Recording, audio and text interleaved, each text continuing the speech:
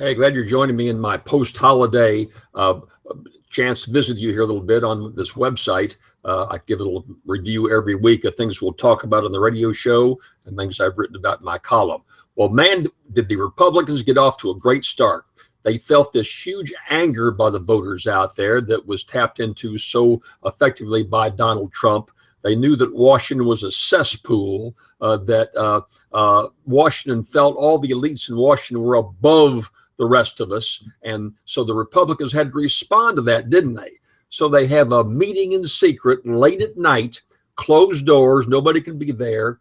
And the first thing they do, the first important legislation they do was not repealing Obamacare like we've heard so much about during the campaign, was not dealing with the economy, the trade issues, military involvement around the world.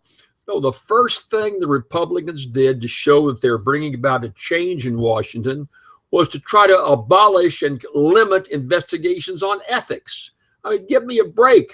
What were they thinking about? The reaction was unbelievable, overwhelming. Hundreds of thousands of calls came into Congress, and they quickly retreated on it.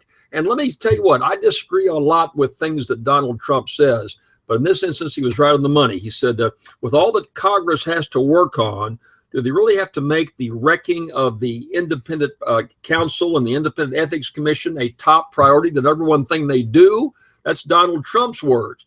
So quickly they backed off of all these things. And of course, you don't know how your congressman voted is in a secret vote. I've called most of the Louisiana members where I live down in my home state, call their offices to say, will you tell us how your congressman, your boss voted in this ethics vote to limit ethics investigations of members of Congress? Well, this is a secret vote. We really can't tell you how they voted. So they're hiding from it. They're not going to tell us how they voted. And obviously they're ashamed of the reaction that's going on all over the country. So I hope this is not a preview of what we're going to see from coming Republican activity in both the House and the Senate. They've got some huge mountains to climb. This whole area of Obamacare, I think it's been 60 times they've tried to abolish Obamacare. Look, that's the easy part. Wasn't it Sam Rayburn, the former Speaker of the House from Texas years ago, that says any jackass can tear down a barn. It takes a real carpenter to build a barn.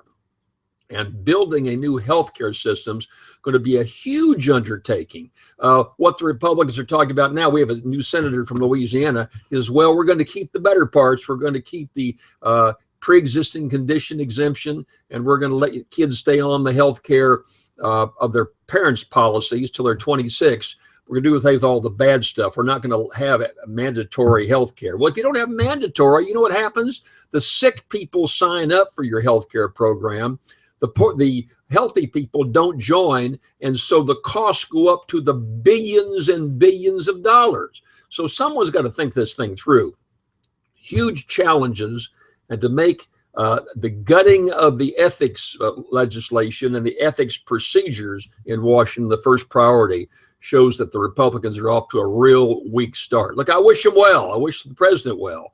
And I'm glad he stepped in and put a quietus on the members of Congress, because obviously with this at the beginning, they got a long, long way to go. We'll be able to analyze and talk some more. Glad you're spending some time on my website. We'll talk to you soon. Check out our radio show this weekend. Take care.